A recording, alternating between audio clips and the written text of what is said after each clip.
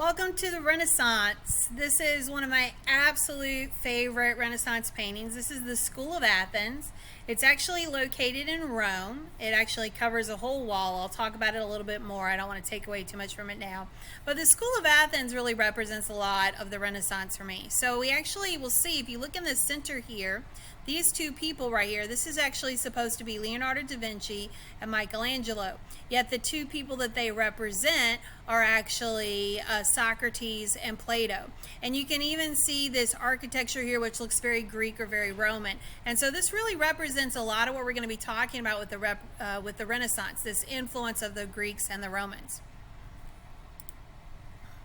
So let's talk a little bit about the origins of the Renaissance. Remember, origin is like, where did it come from? So Renaissance literally means to rebirth. And so what we're looking at is a renewal or a rebirth of the ideas of the Greeks and the Romans. And so these are ideas that you learned about when you studied Greece and Rome in World History 1, and then they kind of go away during the Middle Ages. Often people call the Middle Ages the Dark Ages because as we think about kind of the intellectual light was turned off. And so now there's this reawakening. They're like, whoa, these guys had some really great ideas and let's bring them back. So the Renaissance begins in Italy, and then it's going to spread into the rest of Europe. And during this time period, there's a very important concept, and this is your most important vocabulary word in this whole unit, and that is humanism, or humanists, people who follow the idea of humanism, develops. And so humanism basically emphasizes the potential of humans. Like we can, if you think there used to be this old army slogan, be all you can be. And so that's what it's really about being all that you can be, the potential that we have. Because you need to think about the Renaissance is a complete shift in thinking. So in the Middle Ages, everything in life revolves around the church. And when I say the church, I'm talking about the Catholic Church. And so now things are changing, and we're not just focusing on the church, but we begin to think about, well, what is life like now? Let's focus on life now, not just when I die. Things are not as horrible. People have a little bit more money, so people are able to focus on other things versus, like the Black Plague is gone, all those kind of horrible things. And this is the beginning of the modern world. I said that in my introduction. So when we think of modern world, the world as you know it, that begins with the Renaissance. Now the Renaissance technically starts in 1350. It's in the 1350s. It begins in Italy, and then it will spread into the rest of Europe. And it's a time period that this is happening. Remember, anything we're studying in this early part of history, nothing happens overnight. This is a slow transition, okay? So it's the 1350s to the 1500s. So the question you should be asking is, well, why does it start in Italy? Why didn't it start in France? Why didn't it start in England? Well, I'll tell you one reason it didn't start in England. England was actually the last country to receive the Renaissance.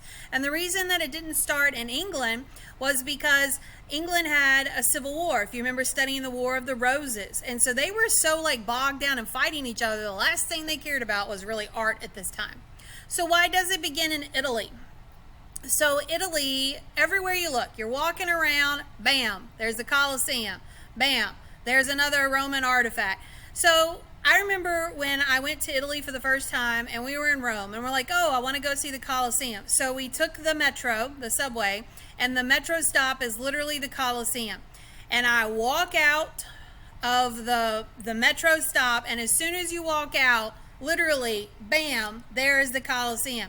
And people are driving around it, and it's like, do you even notice that there is this amazing Roman artifact right in front of you? And then I turned, and to the left of me was where the Senate used to meet. And I called my dad because I was living in Turkey, so I had an international phone. So I called my dad, and I'm like, do you know where I'm standing right now? The Colosseum is just right here, and just to the other side is the Senate. Julius Caesar walked right here. And my dad's like, I'm so jealous. I don't want to talk to you right now. And so they're constantly surrounded by this Roman culture, this Greek influence. It's everywhere that they look. Also, they never really practiced feudalism in Italy. So you think about the Middle Ages gets bogged down with the whole serfs and all that things, with the kings and the knights and all that. They never really have that in Italy. So they don't have to break that bondage of that. They're also organized in city-states, which means that they don't really have kings. They might have kings in some small areas. There was the King of Sardinia, which is one of the little islands that's off the coast of Italy. But mostly they're ruled, like say in Rome, they're ruled by the Pope. And there's ruling families in different areas, like in Florence, the Medici family was really influential. And so it's not something that it kind of starts in Florence and then it spreads all around the rest of Italy. And also where Italy is located, like they're in the center of the Mediterranean Sea, and you've got the Silk Road coming to Constantinople, and they're kind of the end of trade. And anybody who wanted to trade came through Italy, and Venice was a major trading port. And so if you wanted to trade with anybody, you had to come through Italy. So this makes them very wealthy. They also were the first group to really develop like a social structure of like a wealthy middle class. So when you think about when you get to be in a middle class, that means that you have money that you don't have to spend just on your basic needs, that you have money you can spend on other things. And so this is actually going to allow for the flourishing of arts because people have money to buy art.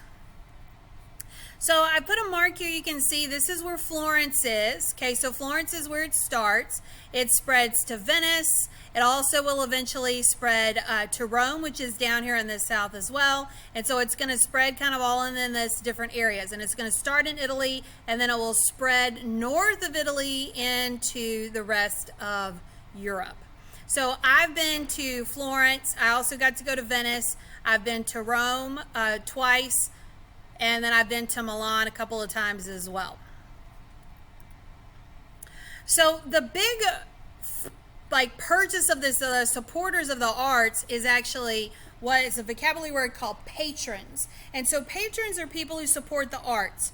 So I give $5 a month to PBS, okay? Because I like the TV shows and stuff they make on PBS. They are dependent upon patrons of the arts to support them.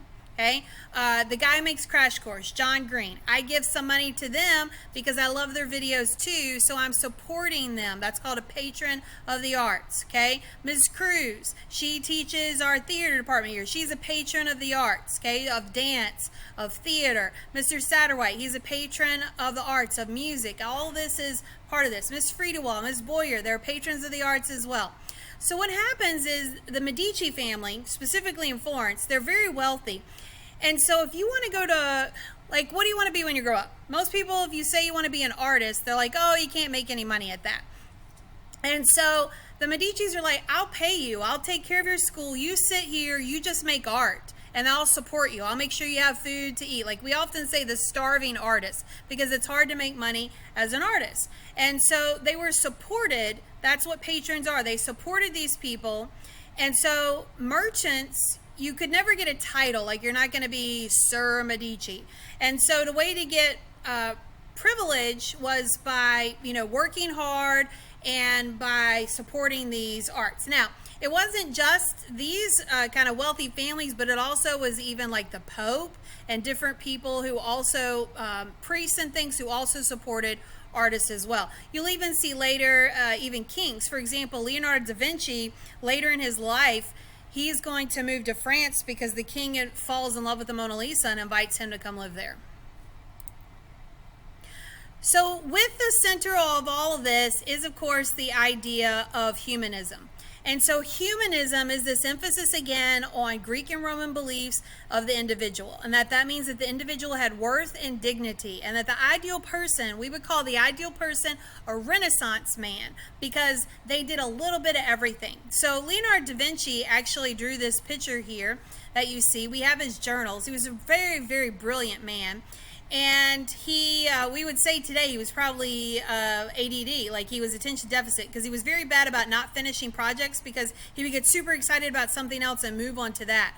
But he was an inventor and a scientist. Do you know that he actually, in his journals, we've seen the earliest designs ever of a helicopter.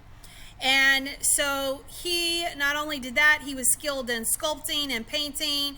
He also was a great speaker, and so he did a lot of variety of things. He was also known, I think, to be a great singer, and so we would call him a Renaissance man. But the whole emphasis on humanism is that we're finding joy in this life and not just waiting for heaven when things are supposed to be better. Also, that is going to come through education. And so they begin to offer what we call today the humanities, which was history, philosophy, Latin, and Greek. So you can thank these guys for the fact that you have to take history. Also, this is we're going to see changes in art. People are going to start to paint things that aren't just religious. People are going to begin to write poetry and plays and all kinds of things that are about daily life and about people's feelings. So you can see here the spread of Renaissance. So here we can see Florence, and then how this is kind of the epicenter where everything started, and then how it spreads to the rest of Italy, and then it's going to spread up here. It's going to spread into France, into the Holy Roman Empire, down into Spain and Portugal, over this way, and then last England. England's going to be the last one to get it. As I mentioned before, England is having a civil war.